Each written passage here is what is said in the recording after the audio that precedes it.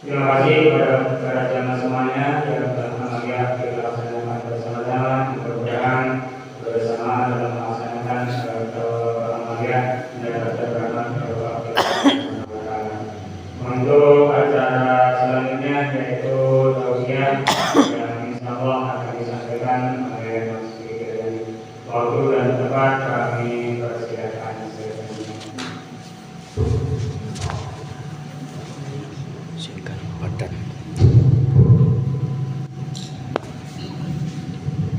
Bismillahirrahmanirrahim. Assalamualaikum warahmatullahi wabarakatuh. Ila hadratin Nabi Mustafa Rasulullah Muhammad sallallahu alaihi wasallam wa ala alihi wa auladihi wa dhurriyyatihi wa sahabatihi wa tabi'ina sholihin wal ulama'i wal wali Allahumma shalli ala Qadir Jailani wa ila ruhi al-marhum Mbah Kiai Haji Gandum dan Mas Wuri bin Sastro Pamiro wa ila ruhi al-marhum Bapak Ustadz Liwan Hadi Sudarmo bin Dharma Karim wa ila arwahi jami ahlil kubur minal muslimina wal muslimat wal mu'minina wal mu'minat khususan fi Korea Desa Sadahayu. Allahumma gfir lahum warhamhum wa'afihi wa'fanhum. Al-Fatihah. A'udzu billahi minasyaitonir rajim. Bismillahirrahmanirrahim. Alhamdulillahirabbil alamin arrahmanir rahim maliki yaumiddin. Wa iyyaka nasta'in syiratal ladzina an'amta 'alaihim ghairil maghdubi 'alaihim waladdallin. Bismillahirrahmanirrahim. Alhamdulillahirabbil alamin. Alhamdulillahi ala nikmatil iman. Alhamdulillahi ala nikmatil Islam. Asyhadu an la ilaha illallah wa asyhadu anna Muhammadar Rasulullah. Allahumma sholli ala sayyidina Muhammad wa ala ali sayyidina Muhammad sallallahu alaihi wasallam. Bapak Ibu jamaah rahimakumullah yang dimuliakan Allah. Apa itu hakikat Isra dan Mi'raj? Pada kesempatan malam ini secara singkat mari senantiasa kita memohon kepada Allah agar kita dipahamkan dengan hakikat tentang Isra Mi'raj.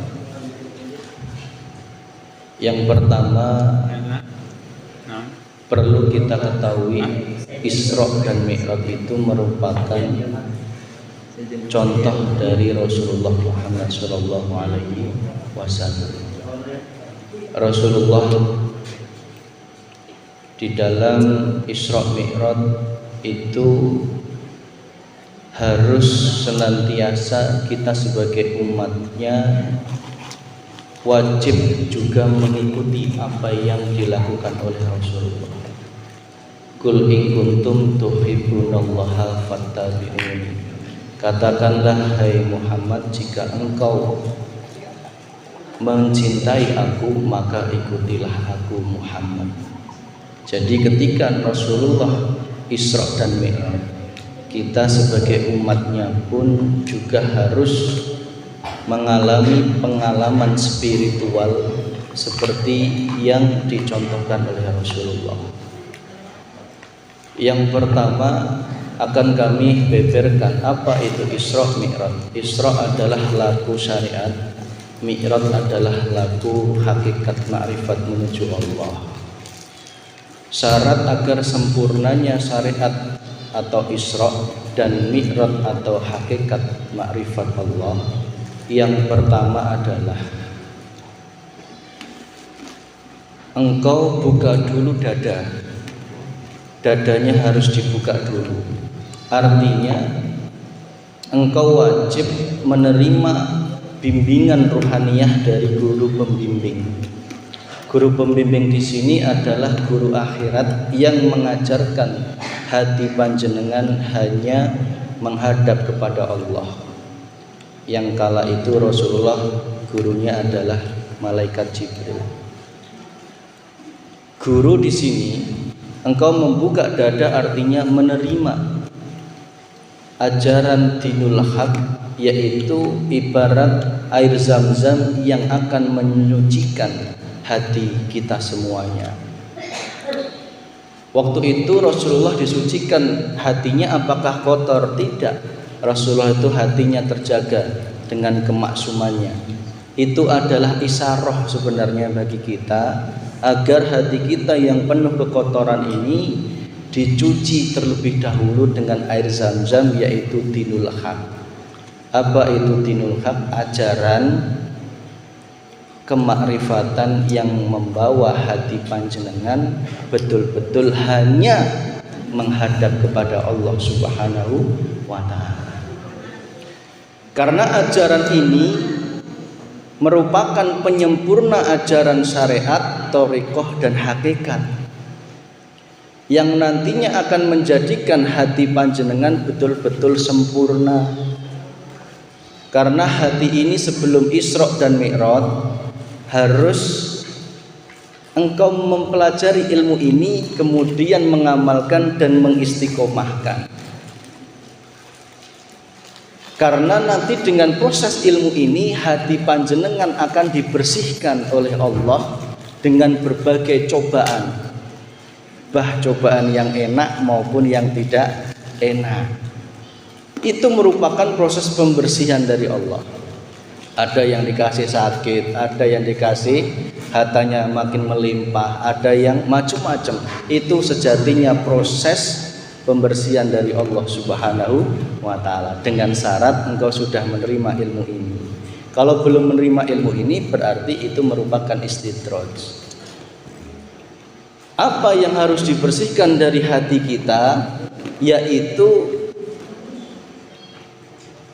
hubbud dunya, ma'ishatul dunya, kecintaan kita terhadap dunia. Inilah merupakan wujud kekotoran hati kita, yang wujudnya adalah satu, nafsu paru-paru, nafsu marah, jengkel, enek, dendam.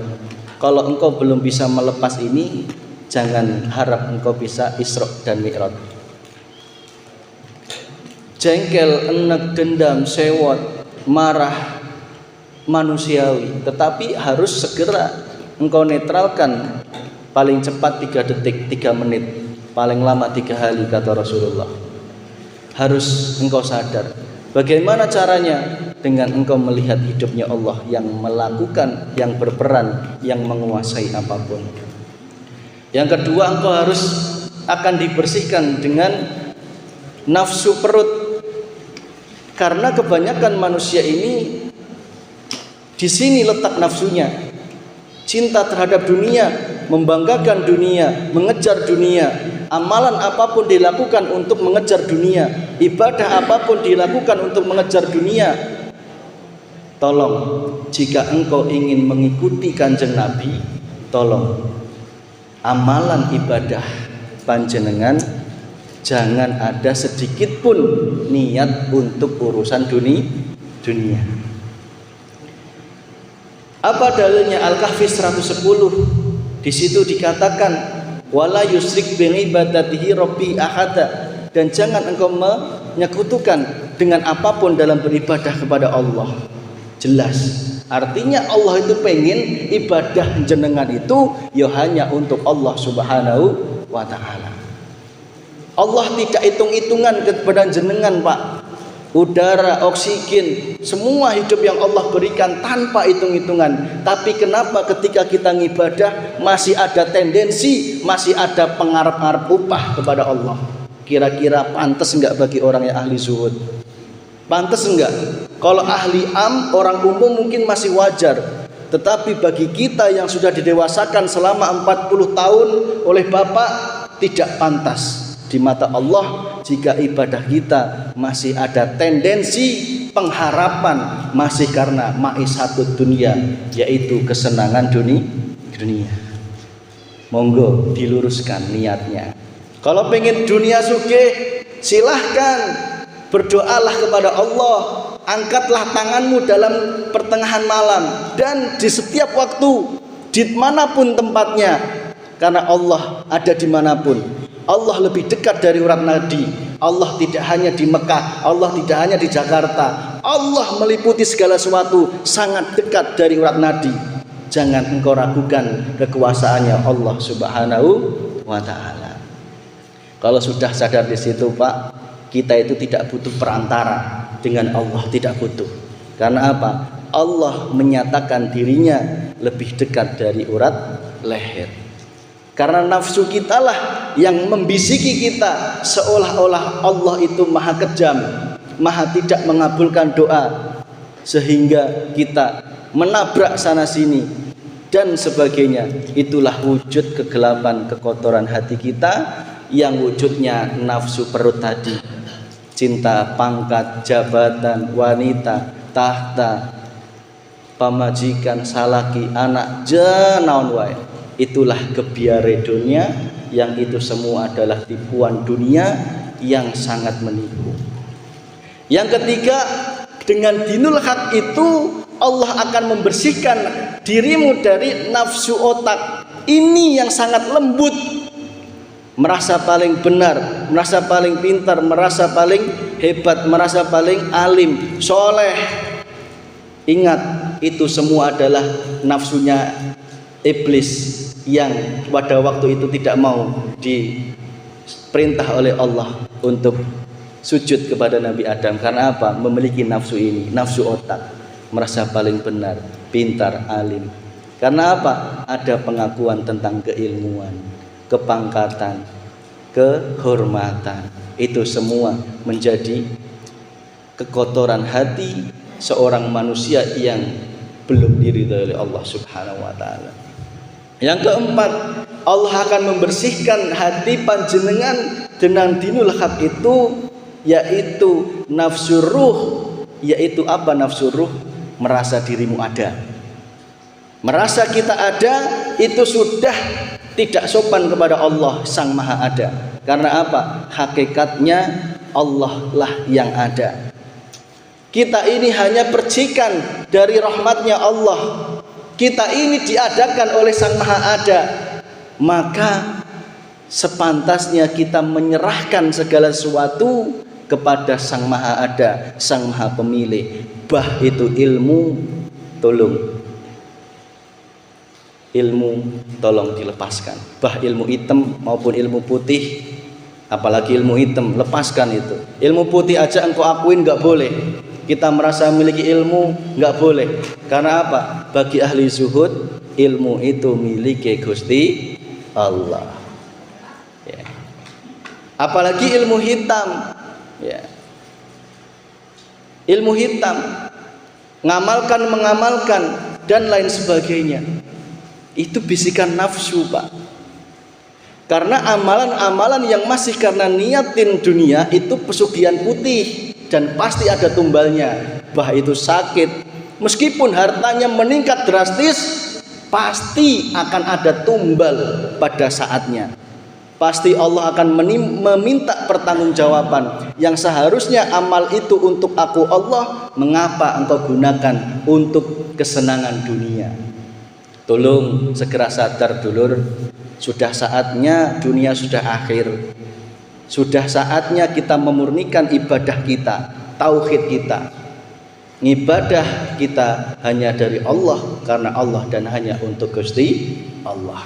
Segera istighfar, segera mohon ampun.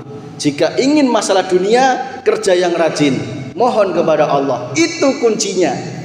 Ya, jangan kau gadikan ibadah kita dengan urusan dunia yang menipu. Selanjutnya, ibadah. Di dalam beribadah, tolong lepas keakuan.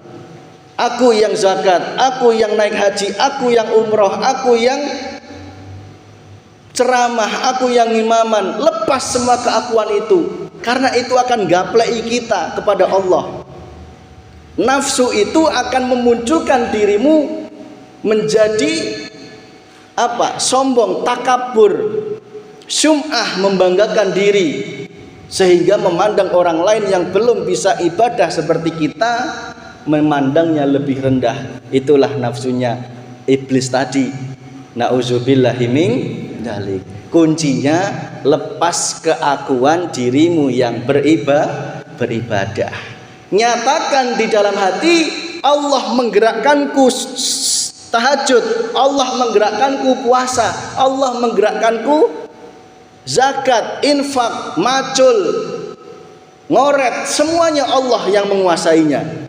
Lepas keakuan, sehingga ketika keakuan itu sudah betul-betul engkau lepas semuanya, itulah titik kefanaan. Yang ada hanya Allah semata. Itulah tingkatan para arif billah, para kekasih Allah. Tidak ada sedikit pun pengakuan. Selanjutnya yang menjadikan tutup hati kita yaitu jabatan, pangkat, harta. Lepas pengakuan tentang itu. Harus beres ketika di dunia. Jangan beresnya nanti di alam barzah, komo di akhirat. Hisabnya lama, Pak. Semakin engkau pengakuan terhadap harta banyak, hisabnya lama. Maka kenapa ulama syariat mengatakan orang kaya hisabnya lama? Karena diakui hartanya, diakui miliknya. Padahal harusnya ruhaniyah mengatakan hartanya itu milik Gusti Allah. Lah kalau sudah di dunia beres, harta setinggi langit seperti Nabi Sulaiman, sudah mengatakan Nabi Sulaiman, wala haula wala quwata illa billah. Sungguh harta ini hanya milik engkau, kekuatan ini milik engkau ya Allah. Terus di akhirat apa yang dihisab? Wong sudah tidak diakui. Maka inilah jiwa-jiwa yang sudah beres ketika hidup di dunia. Tidak hanya engkau mengeluarkan zakat, mengeluarkan sedekah, justru itu latihan agar kita tidak mengakui harta itu milik kita secara ruhaniyah. Secara syariat wajib, itu istri kita, itu mobil kita, itu balong kita, harus kita jaga. Tetapi secara ruhaniyah imbangilah bahwa semua itu datangnya dari Allah, milik Gusti Allah. Dilepas, Pak. Kalau engkau belum beres di sini, kesempatannya di alam barzah. Di alam barzah belum beres, di neraka. Di neraka belum beres, wallahu a'lam. Maka ketika masih hidup di dunia, tolong dibereskan pengakuan-pengakuan ini. Karena itu sumber dosa. Pengakuan harta, sumber pelit, sumber malas zakat, sumber malas pembersihan dan sebagainya. Karena pengakuan. Oh, aku yang usaha, aku yang punya dapetin harta, tidak sadar Allah yang mendatangkan rezeki kepadamu, Allah yang menciptakan rezeki kepadamu, Allah yang menyuapimu, Allah yang menumbuhkan padi. Tidak engkau sadari ketika itu. Maka yang muncul adalah pelit, sombong, membanggakan hartanya. Inilah orang-orang yang belum beres ketika hidup di dunia. Maka kadang Allah membersihkannya, dikasih sakit, hartanya diambil oleh Allah, biar kita itu sadar, itu harta bukan milik kita, itu sejatinya milikku Allah. Jangan engkau menghadap ruhaniyahmu kepada harta, hadaplah ruhaniyahmu hanya kepadaku Allah. Ilalia budun, di situ letaknya. Maka harus beres.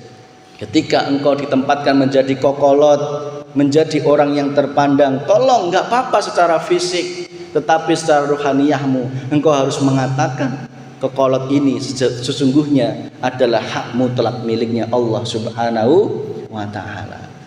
Doa yang kau panjatkan, wirid-wirid yang kau panjatkan itu semata-mata adalah karunia dari Allah. Jangan engkau akui terangnya hujan karena doamu, karena wirid kita. Jangan menjadikan diri kita sombong.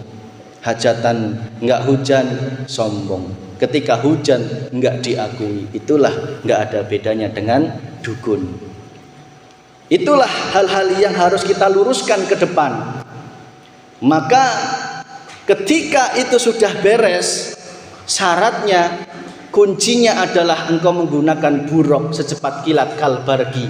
Apa buruk itu? Yaitu adzikru bisiril asror, Zikir tingkat 3, zikir yang membawa Rasulullah ketemu Allah di Sidratul Muntaha yang sejatinya di dalam hati kita. Ya, tidak usah jauh-jauh. Allah sendiri mengabarkan lebih dekat dari urat nadi. Sidratul Muntaha di dalam hati kita. Az-zikru bisiril asrar adalah zikir yang sadar dan menyadari. Tidak lagi mengucap, tidak lagi dilafadzkan, tidak lagi dibatin, tetapi menyadari bahwa semua sejatinya dalam kekuasaannya Allah Subhanahu wa ta'ala. Ketika engkau zikir jahar, zikir sir, sertakan zikir yang ini, zikir yang sadar. Bukan engkau yang zikir, tetapi Allah yang menggerakkanmu untuk berzikir. Bukan Allah yang menggerakkanmu, bukan engkau yang menggerakkan dirimu sujud, tetapi Allah lah yang menggerakkannya, yang menguasainya. Kalau kita enggak dikasih karunia oleh Allah, betul-betul kita tidak mampu melakukan ibadah, tidak mampu melakukan kerja. Buktinya apa? Sombongnya kita. Kalau disuruh detik ini menghentikan jantung, ada yang bisa? Ada yang bisa, Pak? Enggak ada ya. Tapi mengapa engkau kok merasa engkau yang bisa berjalan, engkau yang bisa ngoret, engkau yang bisa duduk? Wong kita itu duduk didudukkan, kita itu berdiri diberdirikan oleh Allah. Kita ini dikuasai semua oleh Allah. Tidak ada Allah yang luput kekuasaannya di alam semesta ini. Termasuk hewan melata pun gak ada yang luput dari Allah. Mengapa kita selama ini gak sadar ke situ? Inilah yang harus kita bongkar. Kita harus beda dengan makom makomnya orang-orang umum. Karena kita sudah didewasakan oleh beliau, Bapak Ustadz. Insyaallah 10 menit lagi. Yang terakhir, ketika itu adzikru bisril asrar ini sudah engkau gunakan dalam kehidupan sehari-hari, baik itu minum, makan, sholat, tahajud, temui Allah di situ. Nyatakan, rasakan, dalam setiap gerakanmu Allah menguasaimu. Di dalam apapun Allah yang menggerakkan. Di dalam hujan yang turun Allah yang menggerakkan, bukan siapapun. Di dalam hujan yang terang Allah yang menerangkan, bukan dukun, bukan kiai. Ya, dukun sama kiai sama aja kalau dia belum bermakrifat kepada Allah Subhanahu wa ta'ala. Maka ayo kita pandang terus Allahnya. Itulah zikir sirul asrar, zikir yang terus melihat Allahnya. Di dalam istri merengut, lihatlah Allahnya. Di dalam suami merengut, lihatlah Allahnya. Jangan lihat makhluknya. Nih, lihat makhluknya dijamin kita ikut-ikutan merengut. Ya, disitulah kuncinya, Pak. Rasulullah bisa Isra Mi'raj secepat kilat karena menggunakan buruk. Ketika kita sudah Isra melakukan syariat, ada 2 percabangan. Yang satu cabang ke 7 lapis bumi, yaitu makomnya Jabarut jin.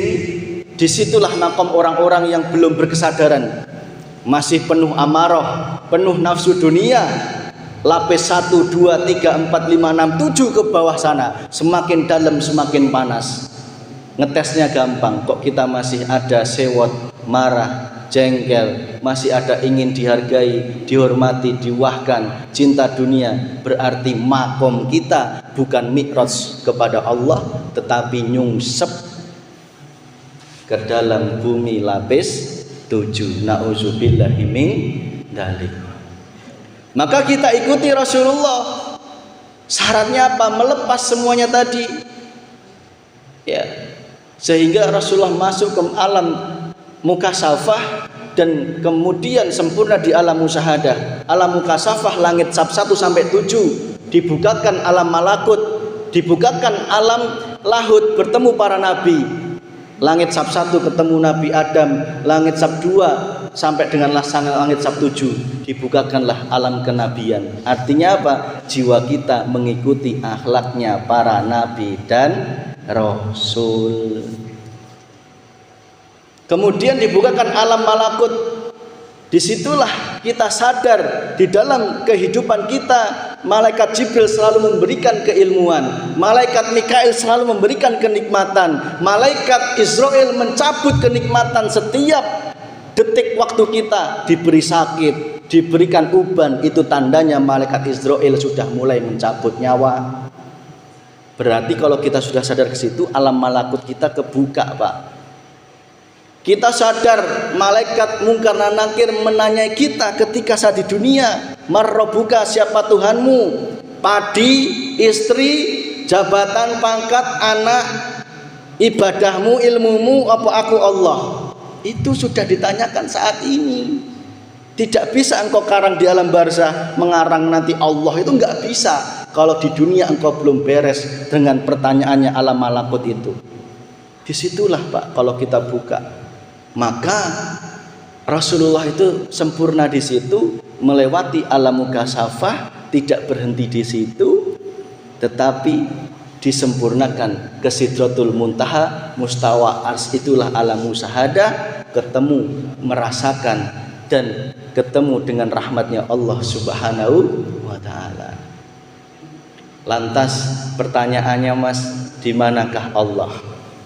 Tak jawab. Di mana Allah ini? Di sini Allah. Ya. Allah bukan ini udara, bukan, tetapi yang meliputi ini semua, yang meliputi diri ini dan di luar diri ini, di dalam alam semesta ini dan di luar alam semesta ini, yang mana setiap makhluk hidup itu ada molekul, ada atom terkecil. Di situ, disitulah letak hidup yang menguasai. Bah air, bah hujan, bah manusia, bah alam gaib maupun yang nyata, wadzahiru wal batin, itulah hidupnya Allah Subhanahu wa ta'ala. Berarti kalau engkau pengen tauhid kita diterima oleh Allah, naikkan tauhidmu la ilaha illallah menuju la ilaha illallah, la ilaha illa anta menuju la ilaha illa ana. Disinilah Pak Bu, kalau la ilaha illallah itu Allahnya masih jauh, nggak tahu di mana, katanya di atas sana, karena inilah Allahnya masih jauh. Jika sudah dekat, dia selalu merasa diawasi oleh Allah. Jika sudah semakin dekat, dia semakin takut. Dan ketika sudah la ilaha illa ana, disitulah kefanaan dirinya, karena Allah yang menguasai segala sesuatu. Inilah makomnya Rasulullah yang kita juga diperintahkan oleh Rasulullah, kul in kuntum tuhibbunallah, jika engkau cinta kepada Allah, fattabi'uni, ikutilah Rasulullah, wa yaghfir lakum dzunubakum, dan Allah akan mengampuni dan menyempurnakan kita. Itulah ya ayat Tuhan nafsul mutmainnah, irji'i, kembali yo. Baliknya itu nggak usah nunggu nanti mati, mulai sekarang irjingi kepada Allah. Kalau hatimu masih menghadap duit, hatimu menghadap istri, hatimu menghadap masalah, hatimu menghadap ketakwaan, hatimu menghadap maksiat, nikmat atau cobaan, gantian menghadap hanya Allah Subhanahu wa ta'ala. Taatmu luar biasa, akui itu datangnya dari Gusti Allah. Engkau maksiat, minta ampun kepada Allah dan mohon dimasukkan ke dalam rahmatnya Allah Subhanahu wa ta'ala. Engkau diberikan nikmat, harta, tahta, pangkat, jabatan, lihatan Gusti Allahnya. Jangan mabuk dengan jabatannya, mabuk dengan hartanya. Lihatlah Allahnya Bu, yang mendatangkan, yang menguasai. Hatimu harus selalu sadar di situ. Maka zikir yang sesungguhnya itu sadar, bukan mengucap saja, bukan zikir batin saja, tetapi menyadari semua betul-betul Allah Subhanahu wa ta'ala. Jika sempurna, maka ketika sudah nyampe ke musyahadah, Rasulullah membawa oleh-oleh sholat. Sholat inilah sebagai wujud kita ini, wajah tu wajahiyah, selalu menghadap kepada Allah Subhanahu wa ta'ala. Itu Bu, tolong saya pesan yang terakhir, bapak kita, bapak ustadz kita itu sudah tenang di alam sana. Itu sudah di alam lahut. Sudah beres dengan semua dosa-dosa beliau. Sudah dimohonkan ampun oleh Allah insya Allah. Sehingga beliau di alam yang terang. Kalau sudah di alam kenikmatan, nggak mungkin ingin balik ke dunia. Nggak mungkin, mau ngapain ya? Tugas kita yang masih hidup meningkatkan, meneruskan, dan juga mengistiqomahkan. Itu tugas kita. Maka tolong siapapun yang ngaku-ngaku membo-membo itu datangnya dari nafsu. Insya Allah dari nafsu. Karena apa? Awalnya baik, endingnya menyesatkan. Insya Allah.